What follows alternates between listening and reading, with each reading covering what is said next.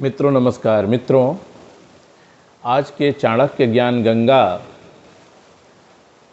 Episode 3 में मैं अनादि दुबे आप सभी जनों का स्वागत करता हूं, अभिनंदन करता हूं। तो मित्रों, आज की कहानी शुरू करते हैं। तो मित्रों, दो साढ़ू भाई थे।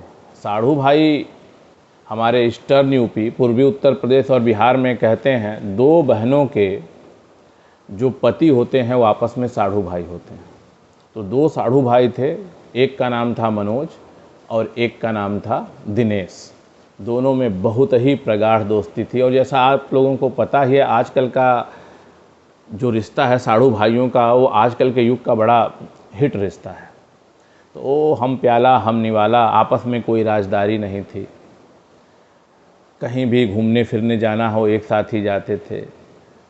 मतलब आपस में बहुत ही प्रगाढ़ मित्रता थी। एक बार मनोज ने दिनेश से कहा कि दिनेश भाई, मैं नौकरी छोड़कर बिजनेस करने जा रहा हूँ और मुझे कुछ पैसों की ज़रूरत पड़ेगी। दिनेश ने कहा, भाई साहब कैसी बात करते हो, मेरा पैसा आपका पैसा।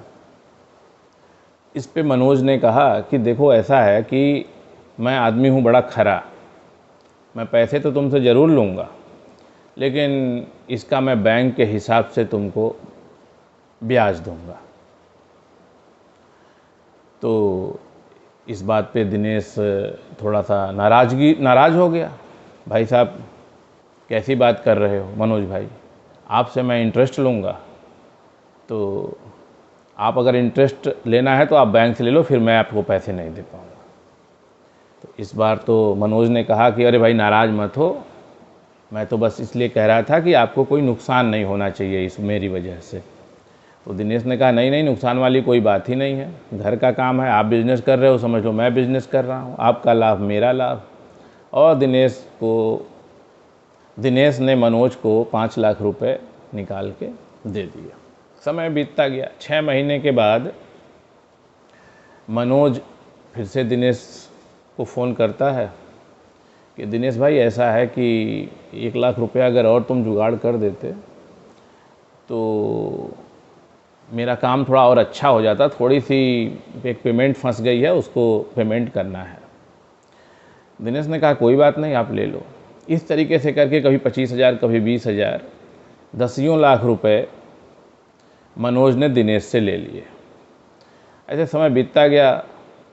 अब दिनेश पैसे देने के बाद 1 साल तक तो उसको लगा कि 1 साल में 1.5 साल में पैसे मिल ही जाएंगे, लेकिन पैसे मिलने की कोई उम्मीद ही नहीं थी। समय बीतता चला जा रहा था।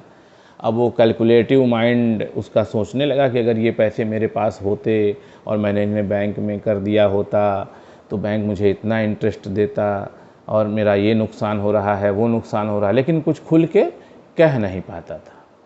मनोज की रिस्पेक्ट भी करता था, लेकिन अब रिश्ते वैसे मधुर नहीं थे, क्योंकि अब दिनेश के मन में कभी कभी ये बात आती थी कि देखो इसने बोला था, कहाँ इंटरेस्ट देने की बात कर रहा था बंदा कि मैं इंटरेस्ट दे दूंगा, मैं ये कर दूंगा, मैं वो कर दूंगा, और कहाँ ये मेरा पैसा ही टाइम से नहीं लौटाया। 1 साल के लिए बोला था, 1.5 साल से ऊपर निकल गए हैं, अभी तक ये पैसे लौटा ही नहीं रहा है।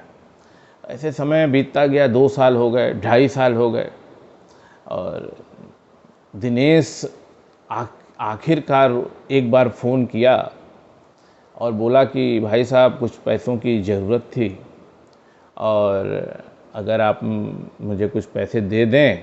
उसने ये नहीं कहा कि मेरे पैसे ही लौटा दें, उसने बोला कि अगर कुछ आप मेरे को पैसे दे दें तो इस समय मुझे ज़रूरत है पैसों की। तो मनोज ने कहा कि भाई ऐसा है, इस समय तो मेरे पास पैसे हैं नहीं, लेकिन मैं तुझे अगले महीने तक कुछ न कुछ जुगाड़ करके, भाई तू अगर तुझे तकलीफ़ थी तो पहले बोल देता, एकदम से तू बता रहा पैसे चाहिए। अरे 1 महीने का समय देना चाहिए ना, पैसे कहीं लगे हुए हैं।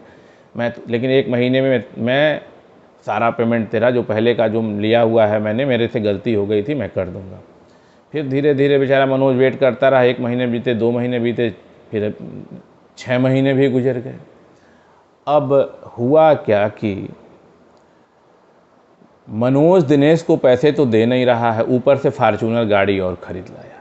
अब यह देखकर तो दिनेश का दिमाग ठनक गया, वो सीधे उसके घर पे ही पहुंच गया और एकदम से उसका ब्लड प्रेशर हाई था, उल्टी पुल्टी बोलने लगा।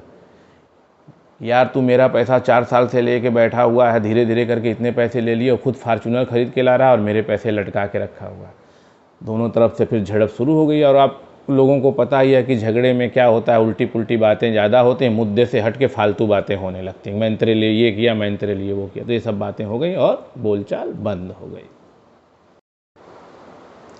अब दिनेश ये सोच रहा है कि कोर्ट केस किया जाए, क्योंकि कुछ पैसे नंबर 1 के जो बैंक में ट्रांसफ़र हुए हैं और कुछ पैसे कैश भी हुए हैं, लिए गए हैं। तो जो कैश वाला है उसका तो कोई हिसाब प्रूफ नहीं है, लेकिन अब मनोज ये सोच रहा है कि दिनेश ये सोच रहा है कि मनोज के ऊपर केस कर से उसके पैसे लिए जाएं। तो अब वो नोटिस वगैरह भेजने का प्लानिंग बना रहा है। वकील में ऊपर से खर्चा होगा, कोर्ट वोर्ट जो भी जाना पड़ेगा, इसका निस्तारण क्या होगा वो कुछ नहीं पता। तो इस तरीके से पैसे रुपए के मामले में संबंध खराब हो गए। 2 मित्रों के बीच में, 2 रिश्तेदारों के बीच में संबंध खराब हो गए। तो चाणक्य ने 2000 साल पहले ही इस बारे में एक बहुत अच्छी बात, एक श्लोक कहा हुआ है चाणक्य नीति में। तो चाणक्य कहते हैं, धन धान्य प्रयोगेषु विद्या संग्रहेषु च आहारे व्यवहारे च त्यक्तलज्जः सुखी भवेत्। निम्नलिखित बातों में लज्जा न करना ही लाभदायक है। किसी को उधार देते समय, किसी से लेते समय या अनाज आदि के लेन देन में किसी प्रकार का लज्जा संकोच नहीं करना चाहिए। इसी प्रकार विद्या ग्रहण करते समय यदि कोई बात समझ में न आए या किसी प्रकार का संदेह उत्पन्न हो जाए तो एकदम गंवार बनकर पूछ लेना चाहिए, उसमें भी लज्जा नहीं करनी चाहिए। तो देखिए मित्रों, कितनी सही बात चाणक्य ने बताई है। और अगर सोचिए कि दिनेश ने चाणक्य नीति पढ़ रखी होती तो ऐसी गलती कभी नहीं करता।